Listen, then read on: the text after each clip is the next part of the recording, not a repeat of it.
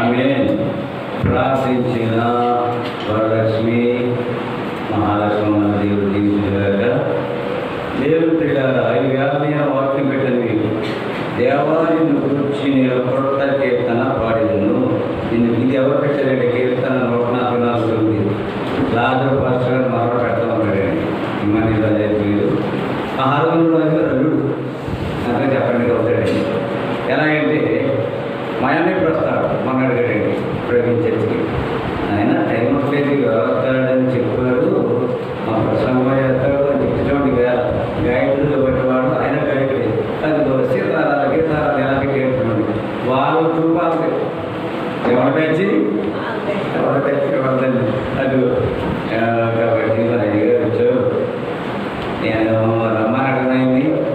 ఎందుకంటే వివాహానికి చెప్తా ఉన్నాను. నేను ఎందుకున్నది భోగభాగ్యాలు కాదు. దుబాయ్ నుంచి వచ్చారు, చాలా సంబంధాలు వచ్చాయి. మా బాబు తెలుసు కారణమా నుంచి పేట నుంచి వచ్చాడు జిల్లా. ఈ సంబంధం వచ్చిన తర్వాత మా బామ్మడు వచ్చి చేద్దామన్నారు. మా బాబుడు అని వద్దు పోయిటారు అయినా పోయిటారు మనం కరెక్ట్గా కదా తీసుకెళ్తున్నాం.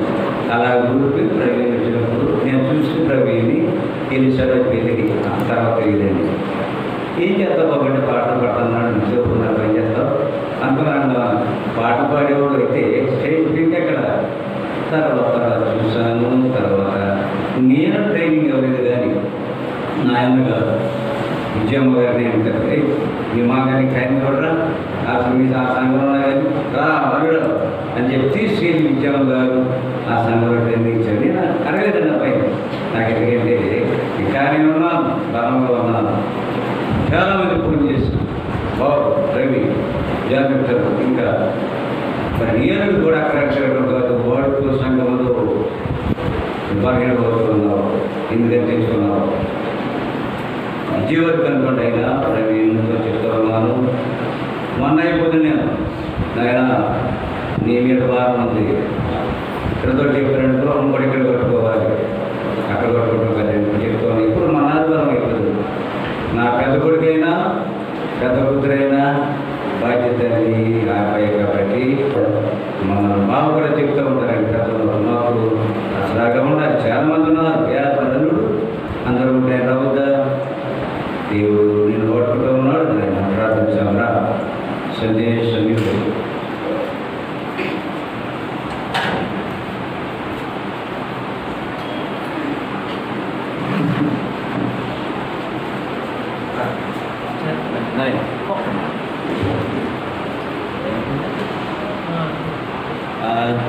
దైవజనుడు వచ్చి ప్రార్థించి అతని గడిప సంగతి కదా.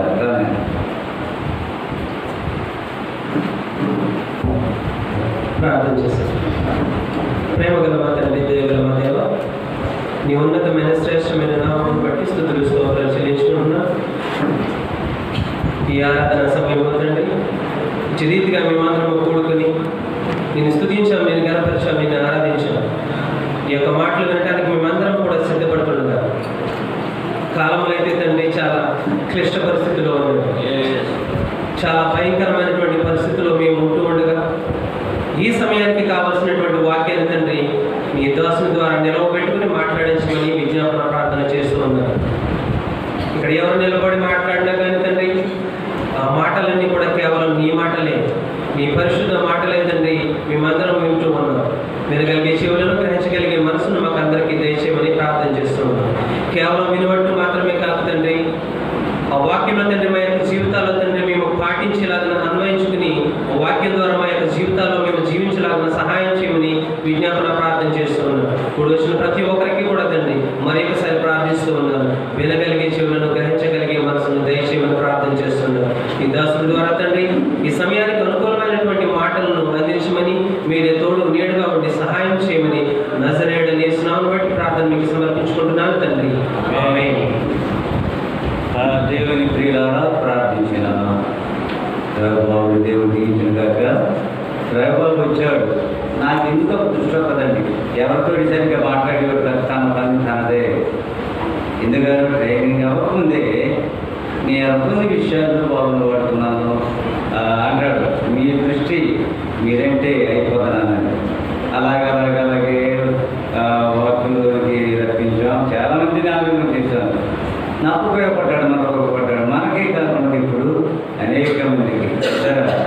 అనేక మంది ఎవరి గొప్ప దేవుడు నేను రెండు సంఘానికి బాగోపోయారు కానీ అట్లా సంఘానికి వెళ్ళాలి. బాబు దేవుడు నిన్ను కోరుకుంటాడు, ఆయన తగ్గిస్తాడు. మంచిదందరూ ప్రార్థిస్తాము. దేవుడికి మహిమ కలుగుతుందా?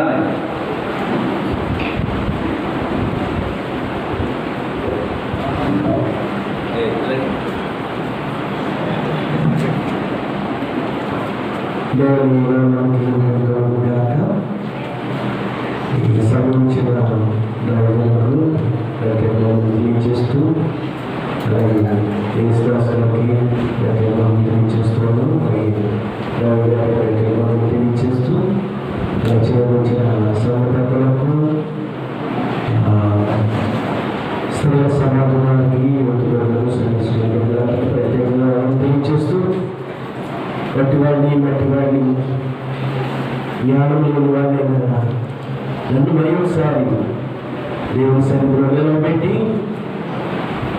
దేవుని వివరంగా వాడబట్టడానికి దేవుడు నాకు ఇచ్చిన సమయాన్ని బట్టి దేవునికి స్తుతులు స్తోత్రాలు చెల్లిస్తూ ఈ సమయంలో దేవుని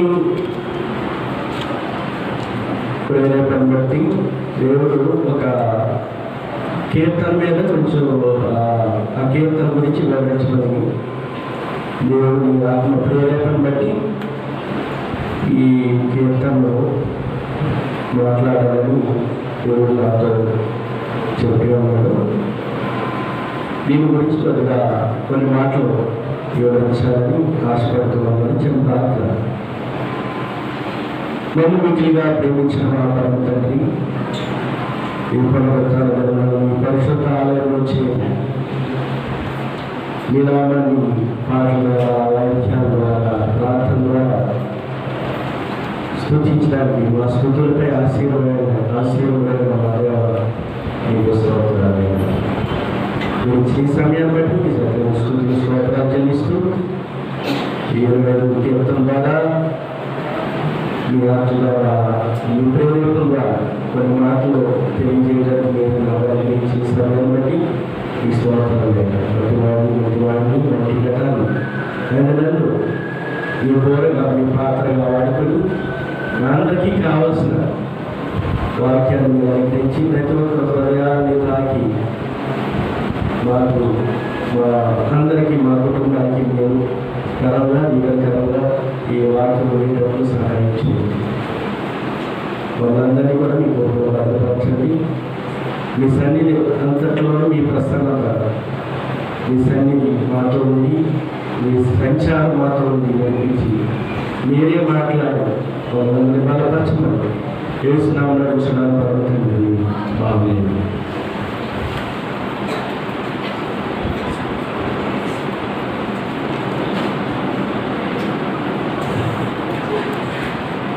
ఇరవై 25వ కీర్తన గురించి మాట్లాడాలని నాకు దేవుడు ప్రేరేపణ బట్టి ప్రేరేపణ కలుగుతూ ఉంది. అయితే దాని గురించి కొంత మాటలు దేవుడు నాతో మాట్లాడాలని ప్రార్థన చేసుకుంటూ ఈరోజు ఈ విధంగా పట్ల సహాయం చేసుకుని స్తోత్రాలు చెల్లిస్తూ 25వ కీర్తనలో ఈ ముఖ్య ఉద్దేశం దేవుని చిత్తం కొరకు కనిపెట్టడం గురించి తెలియజేస్తున్నది ఈ కీర్తన. అయితే దీంట్లో 3 భాగాలు మామూలుగా చెప్తున్నాను. తర్వాత మిగతా విషయాలు కొన్ని కొద్దిగా వివరించి నేను ముగించడానికి ఇష్టపడుతున్నాను. 1 నుంచి 25వ కీర్తన 1వ వచనం నుంచి 7వ వచనములు దేవుని నడిపింపు గురించి విజ్ఞాపన ప్రార్థన చేయించిన కీర్తనకారుడు దావీదు భక్తుడు. అలాగే 2వ భాగం 8వ వచనం నుండి 15వ వచనం వరకు దేవుని మంచితనమును గురించి తెలియజేయబడుతుంది. అలాగే 3వ భాగం 16 నుండి 22 వరకు 22వ వచనం వరకు ఆపదల నుండి విడుదలపై విజ్ఞాపన ప్రార్థన దేవునికి స్తోత్రం. అయితే ఈ యొక్క కీర్తన గురించి ధ్యానించినట్లయితే దేవుని చిత్తం కొరకు కనిపెట్టుట ఈ యొక్క కీర్తన తెలియజేయుచున్నది. దేవుని స్తోత్రం. దేవుని చిత్తం కొరకు కనిపెట్టుట వారు సిగ్గునందరు. మొదటి వచనంలో మనం చూసినట్లయితే 20వ కీర్తన మొదటి వచనం చూద్దాం. యెహోవా నీ దిక్కునకు చూచి నా ఆత్మను ఎత్తుకొనుచున్నాను. నా దేవా నీ యందు నమ్మిక ఇచ్చి ఉన్నాను. నన్ను సిగ్గుపడనీయకు. చాలు, నన్ను సిగ్గుపడనీయకు.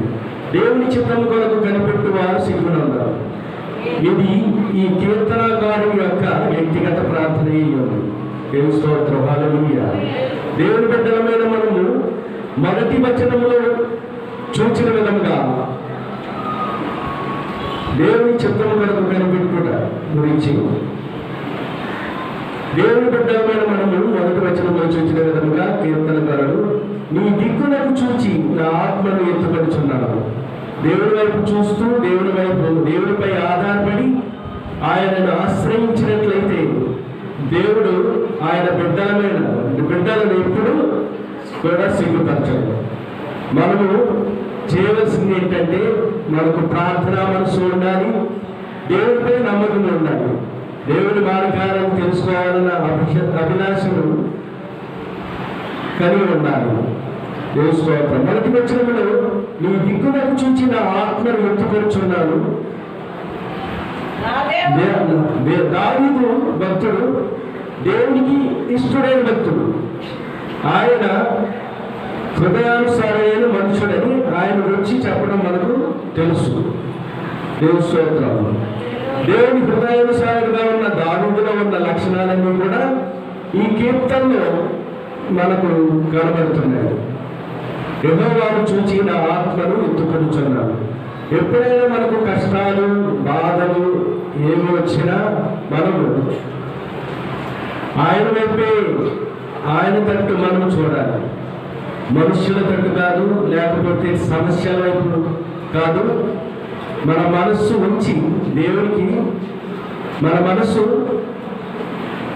దేవునికి దూరమైపోకుండా మనం దేవుని యొక్క విశ్వాసంతో మనం కనిపెట్టి ప్రార్థించే వాళ్ళంగా ఉండాలి. ఎప్పుడైతే సమస్యలు వచ్చినప్పుడు దేవుని వైపు మనము చూచినట్లయితే ఆయన మనకు సంతోషించేవాడు, సేదతీర్చేవాడై ఉన్నాడు. దేవుని స్తోత్రం.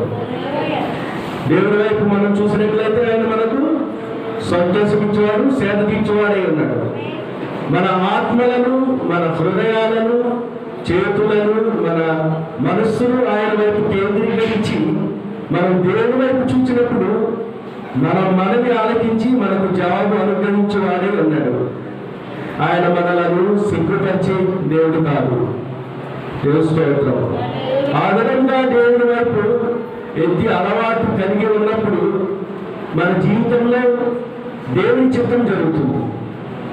దేవుని చిత్తం మన పట్ల ఏమై ఉన్నదో, ఆయన ఏమి చేయించున్నాడో అని మనము కనిపెట్టి ఆయన వైపు, ఆయన తట్టు చూచిన ఆయన మన మనను ఆలకించేవాడే ఉన్నాడు.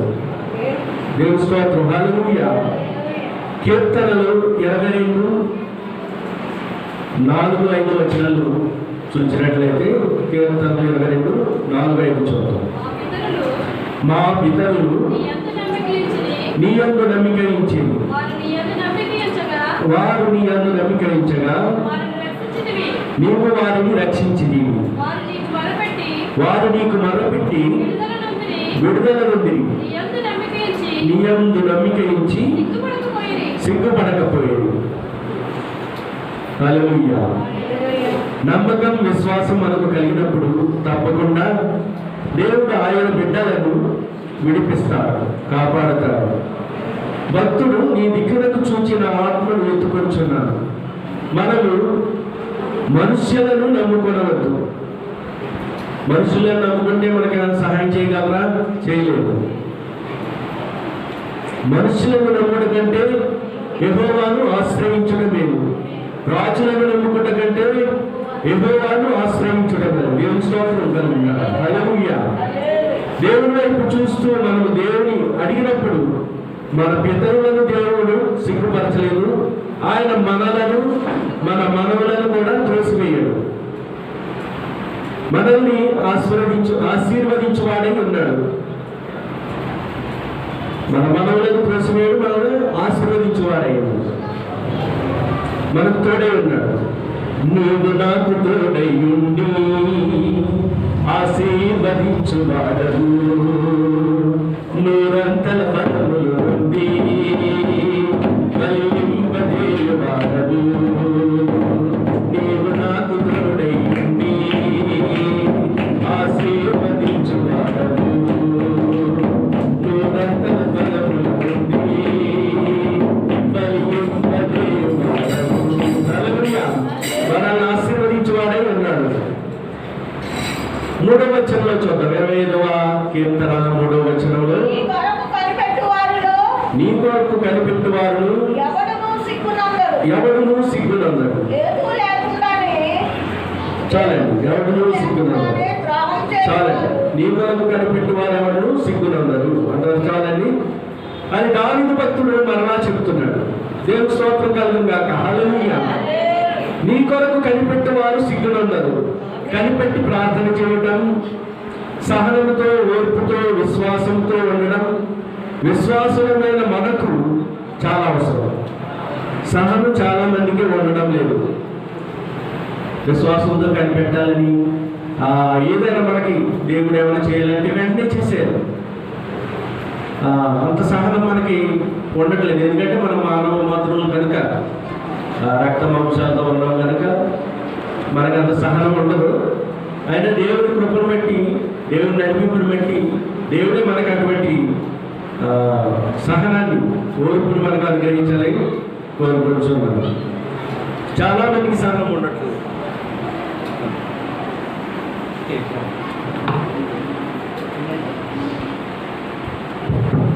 కనిపెట్టి ప్రార్థన చేసి దేవుని చిత్తాన్ని తెలుసుకోవాలని ఆలోచన రావడం లేదు.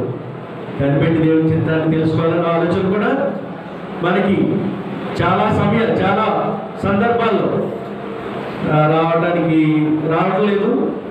అంతవరకు మనం ఆలోచన చేయలేదు. ఇన్స్టెంట్గా కార్యాలు జరిగిపోవాలి, వెంటనే ఆయన కార్యాలు నేను చూడాలి అనే ఆశతో ఎదురు చూస్తాం. కానీ దేవుడి బిడ్డల మీద మనం కనిపెట్టి దేవుడి సన్నిధిలో ప్రార్థించినట్లయితే దేవుడు తప్పకుండా తగిన సమయంలో దేవుడు మనలను ఆశీర్వదించువారై ఉన్నాడు. చూడండి, దావీదుకు సహనముతో కనిపెట్టే అనుభవం ఉన్నట్లు మనకు కనబడుతుంది. చూడండి, 40వ కీర్తన 1-2 1వ వచనం 2వ వచనం చూద్దాం. యెహోవా కొరకు నేను సహనముతో కనిపెట్టుకొంటిని. ఆయన నాకు చెవియొగ్గి నా మొర ఆలకించెను. దేవుని స్తోత్రం కలుగును గాక. హల్లెలూయా. కనిపెట్టి ప్రార్థన చేసే అనుభవం మనకు ఉండాలి. కనిపెట్టడం, వేచి ఉండడం ఎన్ని రోజులైనా పర్వాలేదు, సంవత్సరం అయినా పర్వాలేదు. కనిపెట్టి నువ్వు వేచి ఉన్నప్పుడు, సహనముతో, ఓర్పుతో నువ్వు వేచి ఉన్నప్పుడు తప్పకుండా దేవుడు నీ యొక్క సమస్య నుండి విడుదల దయచేస్తాడు. ఆశగల ప్రాణమును తృప్తి పరుస్తాడు. దేవుని స్తోత్రం. మనం కనిపెట్టి ప్రార్థించే వారముగా, సహనము కలిగి ఉండు వారముగా మనం ఉండాలి. అంత మాత్రమే కాదు, 25వ వచనం 4వ వచనం చూడండి. యెహోవా నీ మార్గములను నాకు తెలియజేయు, నీ త్రోవలను నాకు తేటపరచును. ప్రతి ఒక్కరూ చేయవలసిన ప్రార్థన ఏంటంటే, యెహోవా నీ మార్గములను నాకు తెలియజేయు, నీ త్రోవలను నాకు తేటపరచును. ప్రతి ఒక్కరూ చేయవలసిన ప్రార్థన ఇది. ఇలాంటి మనపూర్వకమైన ప్రార్థన దేవుడు తప్పకుండా వింటాడు. ఏం చేస్తాడండి? ఇటువంటి మనపూర్వకమైన ప్రార్థన, మనస్ఫూర్తిగా చేసే ప్రార్థన దేవుడు తప్పగా వింటాడు. నీ మార్గాన్ని నాకు తెలియపరచు, నేనేం చెయ్యాలో, ఎలాగ సమస్య నుండి విడుదల పొందాలో, అవసరత తీరాలని, ఈ బాధ నాకు తొలగాలి, నాకు స్వస్థత కావాలి అని విశ్వాసంతో మనం అడిగినప్పుడు, మనపూర్వకంగా దేవుని సన్నిధిలో ప్రార్థించినప్పుడు, అలాంటి ప్రార్థనకు దేవుడు జవాబు అనుగ్రహించి ఆయన చిత్తాన్ని మన పట్ల నెరవేర్చువాడే ఉన్నాడు. ఆయన చిత్తమును నెరవేర్చాలని కాకుండా మన నిర్ణయాలను దేవుడు నెరవేర్చాలని ఆశపడతాం. ఆయన చిత్తం కాకుండా మనం ఏదనుకుంటే అది, మనం ఏం చేయాలనుకుంటే అది, మన ఇష్టం ఇంకా. ఎందుకంటే దేవుడు అంటే దేవుడు ఎక్కడో ఉన్నాడు, మనం చూడలేదు కాబట్టి. మనం ఇక్కడ ఉన్నాం కాబట్టి మనమే అన్ని, దేవుడైనా రాజైనా ఎవరైనా మనమే అన్నట్టు మనం మనలో ఉన్న అహంకారాన్ని మనం చూపించుకుంటూ ఉంటాం. అలా కాకుండా ఆయన చిత్తాన్ని నెరవేర్చాలని కాకుండా మన నిర్ణయాలను దేవుడు నెరవేర్చాలని ఆశపడుతూ ఉన్నారు. ఆశపడుతూ ఉన్నవారు లేకపోలేదు. మన నిర్ణయాలు నెరవేర్చాలని ఆశపడుతూ ఉన్నవారు లేకపోలేదు. ఆయన చిత్తమే మన పట్ల నెరవేరాలని, మన ఇష్టము మనలను మనము అప్పగించుకోవాలని, మనము మన సొంత ఆలోచనలు కాదు, దేవుని చిత్తం మనలను మనము అప్పగించాలని, దేవుని చిత్తానికి మనల్ని మనము అప్పగించాలని ప్రార్థన చేయాలి. దేవునికి మన సమస్యలను అప్పగించుకోవాలి. దేవుని స్తోత్రం కలుగుగా. హల్లెలూయా.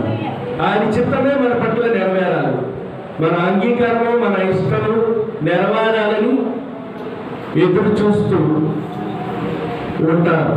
నీ చిత్తమైతే ఇది జరిగించు, నీ చిత్తమైతే ఇది నాకు, నీ చిత్తమైతే ఈ విధంగా నాకు అనుగ్రహించు అని దేవుని మార్గాన్ని మనకు తేటపరచమని దేవుని సన్నిధిలో మనము దావీదు భక్తుడు వలె మనం ప్రార్థన చేయాలి. నీ చిత్తమే నాలో నెరవేర్చును దేవా, నీ సేవకే నన్ను విలసిన నా ప్రభువా, నీ చిత్తమే నాలో నెరవేర్చును దేవా, నీ సేవకే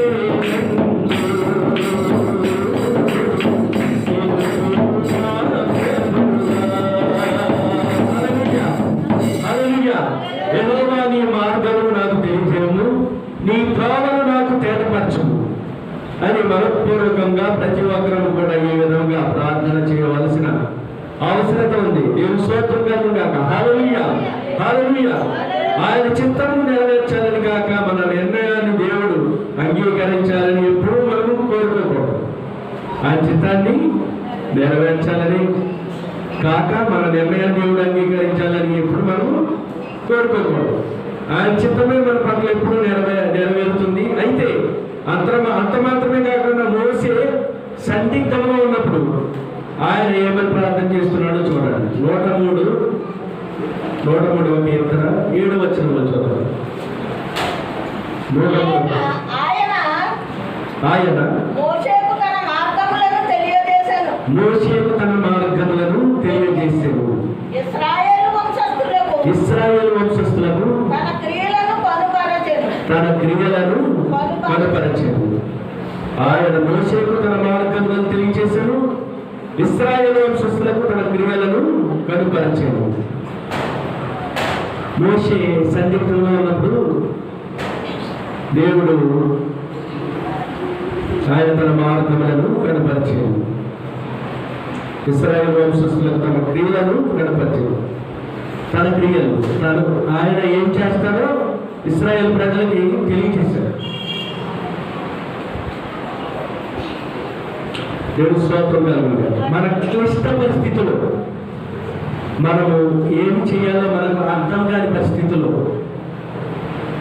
మనం ఉన్నప్పుడు ప్రార్థించినప్పుడు ఆయన భక్తులకు ఆయన తన మార్గాన్ని తెలియజేస్తాడు. ఇక్కడ మోషేకు తన మార్గములను తెలియజేస్తాడు. ఇశ్రాయేలు వంశస్థులకు తన క్రియలను కనుపరిచాడు. దేవుని స్తోత్రం కలుగుగా.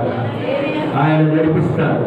ఆయన బిడ్డలమైన మనకు ఆయన మార్గాలను చూపించు దేవుడై ఉన్నాడు. ఆయన నడిపిస్తాడు నా దేవుడు.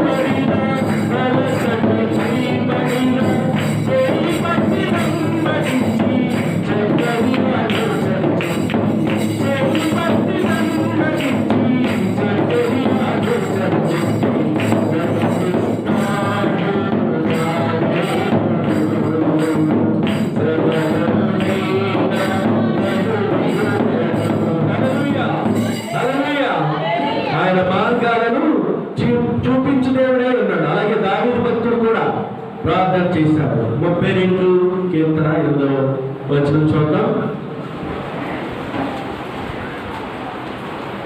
నీకు ఉపదేశం చేసేదను, నీవు నడవవలసిన మార్గమును నీకు బోధించదను. నీ మీద దృష్టి ఉంచి నీకు ఆలోచన చెప్పెదను. నీ మీద దృష్టి ఉంచి నీకు ఆలోచన చెప్పెదనని వాగ్దానం చేస్తున్నాడు దావీదుతో. దేవుని స్తోత్రం కలిగిన గాక. మనం కూడా దేవుడిపై ఆధారపడి దేవుని చిత్తం కొరకు మనం వేచి ఉన్నప్పుడు దేవుడు మనల్ని కూడా నడిపించేవాడే ఉన్నాడు. హల్లెలూయా. అలాగే 20వ కీర్తన 8వ వచనంలో చూద్దాం. యెహోవా ఉత్తముడును యథార్థవంతుడునై ఉన్నాడు. చాలండి. దేవుడు ఉత్తముడును యథార్థవంతుడనై ఉన్నాడు. రుచి చూచి ఎరిగితిని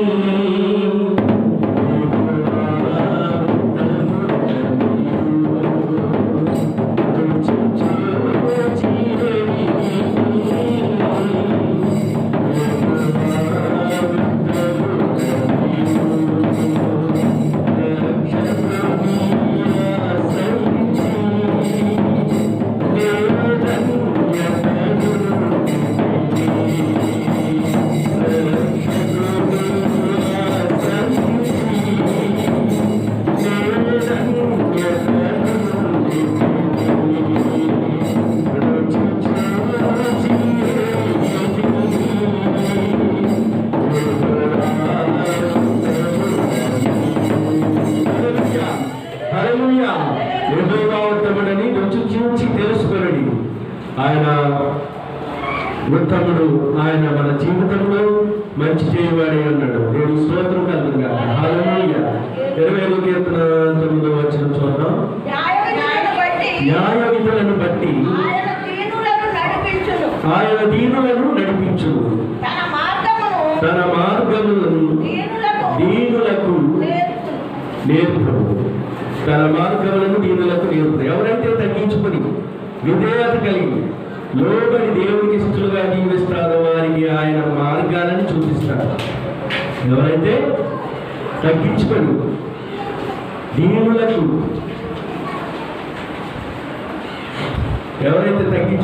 విధేయత కలిగి లోబడి దేవునికి ఇష్టలుగా జీవిస్తారో వారికి ఆయన మార్గాలని చూపిస్తాడు, నేర్పిస్తాడు అని దేవుని వాక్యం మనకు సెలవిస్తుంది. హల్లెలూయా. ఆయన దీనులను పైకెత్తు వాడై ఉన్నాడు. ఆయన మార్గాలను నేర్పిస్తాడు. మనం నేర్చుకోవాలి. ఎవరైతే తగ్గించుకొని తగ్గించుకొని జీవిస్తారో వారికి ఆయన మార్గాలను చూపిస్తాడు, నేర్పిస్తాడు. మనం నేర్చుకోవాలి. నేర్చుకున్నటకు నీ యొద్ద యేసు కూర్చుండి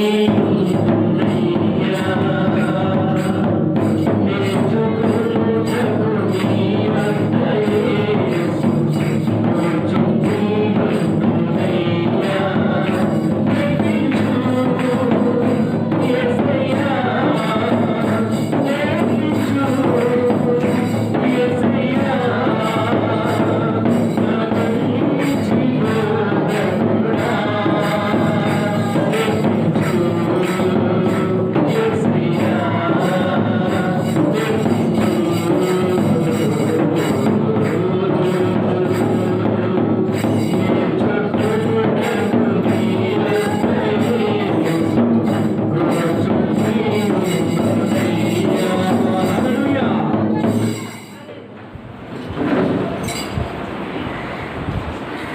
ఆయన మార్గాలను చూపిస్తాడు, ఆయన మార్గాలను నేర్పిస్తాడని దేవుడి వాక్యం మనకు సెలవిస్తుంది. ఆయన దీనులను పైకెత్తువాడై ఉన్నాడు, దీనులకు తోడుగా ఉండేవాడే ఉన్నాడు, దీనులను ఆశీర్వదించేవాడే ఉన్నాడు. మనం ఎప్పుడు దేవుడికి లోబడి ఉండాలి. యాకోబు భక్తుడు అంటున్నాడుగా 4వ వచనం, యాకోబు 4:7 యాకోబు 4:7 కాబట్టి దేవునికి లోబడి ఉండుడి, అపవాదిని ఎదురించుడి, అప్పుడు వాడు చాలు. కాబట్టి దేవునికి లోబడి ఉండుడి, అపవాదిని ఎదిరించుడి. దేవుని స్తోత్రం కలుగుగా. హల్లెలూయా. దేవునికి లోబడి తగ్గించుకుని దేవుని సన్నిధిలో ప్రార్థించినప్పుడు దీనులకు ఆయన నేర్పువాడై ఉన్నాడు, గైడ్ చేయవాడై ఉన్నాడు. మొదటి పేతురు 5వ అధ్యాయం 6వ వచనంలో చూద్దాం. దేవుడు తగిన సమయమందు మిమ్మును హెచ్చించినట్లు ఆయన బలిష్టమైన చేతులు క్రింద దీన మనసులై ఉండి ఉండేవు. చాలు. దేవుడు తగిన సమయమందు మిమ్మల్ని హెచ్చించినట్లు ఆయన బలిష్టమైన చేతుల క్రింద దీన మనసులై ఉండేవి. హల్లెలూయా. దీనమై ఉన్నప్పుడు, ఆయన బలిష్టమైన చేతుల క్రింద దీన మనస్కులమై ఉన్నప్పుడు తగిన సమయమందు హెచ్చించువాడై ఉన్నాడు, హెచ్చించు దేవుడై ఉన్నాడు. ఆయన హెచ్చించే వరకు, మన కార్యాలు ఆయన నెరవేర్చే వరకు సహనముతో కనిపెట్టు వారముగా మనము ఉండాలి. దేవుని స్తోత్రం. మన కార్యాలు ఆయన నెరవేర్చే వరకు సహనముతో కనిపెట్టు వారముగా ఉండాలి. ఆయన యొక్క బలిష్టమైన చేతుల కింద మనము దీన మనస్కులమై మనము తగ్గించుకొని జీవించినప్పుడు తప్పకుండా తగిన సమయం ముందు ఆయన హెచ్చించేవాడై ఉన్నాడు. కీర్తన 25:2 చూద్దాం. కీర్తన 25వ అధ్యాయం 2వ వచనం. నా దేవా నీ యందు నమ్మిక ఉంచి ఉన్నాను, నన్ను సిగ్గుపడనీయకుము. నా దేవా నీ యందు నమ్మిక ఉంచి ఉన్నాను, నన్ను సిగ్గుపడనీయకుము. హల్లెలూయా. హల్లెలూయా. దేవుని నమ్మిన బిడ్డలని దేవుడు ఎప్పుడు కూడా సిగ్గుపరచడు. ఆయనను ఆశ్రయించినప్పుడు, ఆయన వైపు చూచినప్పుడు, ఆయన వైపు చేతులెత్తి మనము మొదపెట్టుకున్నప్పుడు తప్పకుండా దేవుడు మనకు జయం అనుగ్రహిస్తాడు. దేవుని స్తోత్రం కలుగుగా. ఆయన వైపు చేతులెత్తి మనం మొదపెట్టుకున్నప్పుడు తప్పకుండా దేవుడు మనకు జయము అనుగ్రహిస్తాడు. ఆయన ఇశ్రాయేలీయులకు విడుదల అనుగ్రహించి విమోచించిన దేవుడు. ఆయన బిడ్డలమైన మనల్ని కూడా విడిపించే దేవుడై ఉన్నాడు. దేవుడు విడుదల కలిగే దేవుడు, మనల్ని సిగ్గుపరిచే దేవుడు కాదు. తగిన సమయమందు హెచ్చించులాగన దీన మనస్కులమై ఆయన చూస్తూ ఆయనను ఆశ్రయించి మన యొక్క విశ్వాసంలో ముందుకు సాగాలని ఆయన వైపు చూస్తూ ఈ యొక్క విశ్వాస యాత్రలో మనం పరుగు పందెములో ఓపికతో సహనముతో కనిపెట్టినట్లయితే దేవుడు మనల్ని ఆశీర్వదించి మనలను దీవించేవాడే ఉన్నాడు. ఆ విధంగా సహనంతో కనిపెట్టి ప్రార్థించేవారుగా మనం ఉన్నాం. దేవుడు ఈ వాక్యాన్ని దీవించుగాక. ప్రార్థన చేసుకుందాం. బహుముఖిగా ప్రేమించిన తండ్రి, ఇంతవరకు కూడా నీ దాసుడైనందు, ఎన్నికలైనందు నిలబెట్టి నీ పాత్రగా మీరు మాతో మాట్లాడి మనందరికీ కావలసిన వాక్యాన్ని అనుగ్రహించి మేము మీ సన్నిధిలో దీనవస్తుని మీ కొరకు కనిపెట్టి వారంగా ఉండడానికి మీ సహనాన్ని, మీ ఓర్పును అనుగ్రహించి, మీ కృపను అనుగ్రహించి మమ్మల్ని కాపాడు. ప్రతి కుటుంబాన్ని దీవించి ఆశీర్వదించండి. దానికి కావాల్సిన అవసరాలను తీర్చి సహాయం చేయండి. నివాసులు కొన్న బలహీనతలను తీసివేయండి. సంపూర్ణ ఆరోగ్యాన్ని చేయించిన నివాసులు చేయించిన సేవలు నియమించిన ఆశీర్వదించండి. వారికి కూడా సంపూర్ణ ఆరోగ్యాన్ని అనుగ్రహించాలని. అలాగే నన్ను కూడా ఈ పాత్రగా అనేక చోట్ల స్వార్థగాల పరిచర్యలో మీ నామ మహిమార్థం మీ కొరకు ఏర్పాటు చేసుకున్న మీ కొరకు మీ మహిమ కొరకు వాడుకుంటారు. మా గొప్ప కాదు, మా తెలివితేటల కాదు, మీకే మహిమ ఘనత ప్రభావం చెల్లించుకొని ప్రార్థన చేస్తూ ఇంతవరకు మీరు మాతో మాట్లాడిన మాటలు బట్టి స్తోత్రాలు చెల్లిస్తూ మీకే ఘనత మహిమ ప్రభావం చెల్లించు యేసు పరిశుద్ధ నామములో ప్రార్థించుకుంటున్నాను.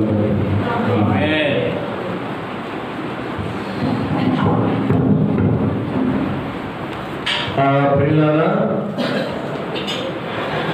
దేవుని సందేశాలను రాయిగా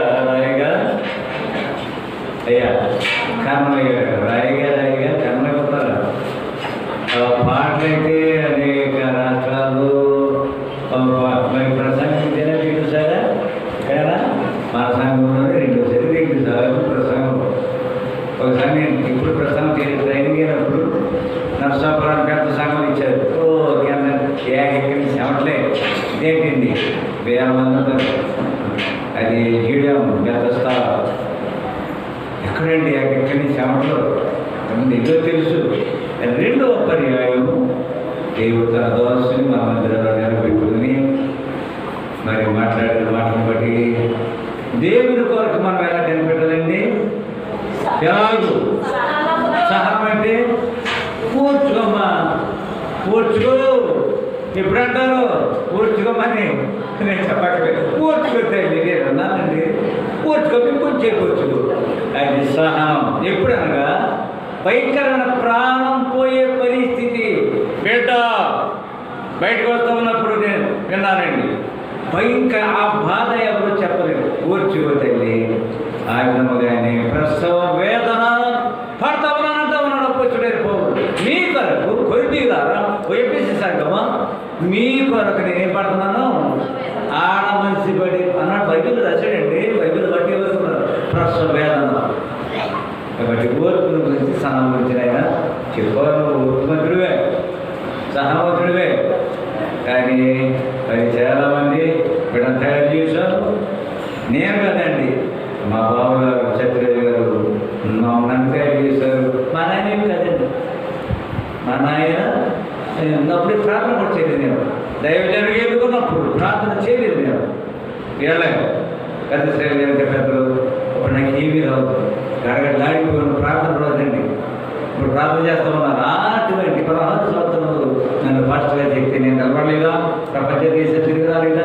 ఇది రాష్ట్రాలు వెళ్ళి ఎక్కడికి వెళ్ళి ఇప్పుడు దేశరత్న పాస్టర్ మాట్లాడాలి. దేశరత్న పాస్టర్ 2 మాటలు చెప్పి ఒక పాట పాడాలి. అది ఎలా వచ్చిందండి? దేవుడు వచ్చినప్పటి నుంచి ఒడిదుడుకులు, సాతానుడు ఎన్ని ప్రయత్నం చేసినా దేవుడు నన్ను ఓడుతున్నాడు. మన ప్రాణం పోయింది. మా అక్కయ్య ఇంకా అనేక మంది దూరదేశంలో ఇవన్నీ చూసి మనం చాలామంది ఉన్నా ఈయన కూడా అక్కడెక్కడ తిరగడం కాదు. రేపు దేవుని మీద ఎక్కడెక్కడికి కేంద్రం ఉంది. అక్కడెక్కడికి పాటలు పాడి వైద్యాలు కాదు, దేవుని సేవలు కూడా వీళ్ళని తయారు చేయమని బాబుగారే చెప్పారు. నేను ఎందుకు నీకు ఏదో సంపాదన చాలా ఎక్కడికి వెళ్ళినా ఏం తీసుకుంటావు? ఒక ఆదివారం నైపుణ్య కార్యక్రమాలు అప్పుడప్పుడు వచ్చి మాకు సహాయం ఎవరు చేయలేదా? ఎంతమంది చేయలేదు? అలాగే సహాయం చేస్తామంటే దేవుడు మిమ్మల్ని తీపిస్తాడు. ఇంకనేక మందికి మీరు బోధకులుగా ఒక చెప్పబడిన వారు దీవెనకరంగా ఉండగలిగిన మనము ప్రార్థన చేద్దాం, ప్రార్థిద్దాం. పాస్టర్ గారు రావాలి. ప్రార్థన చిన్న పాస్టర్ గారు రాజు వచ్చి ప్రార్థన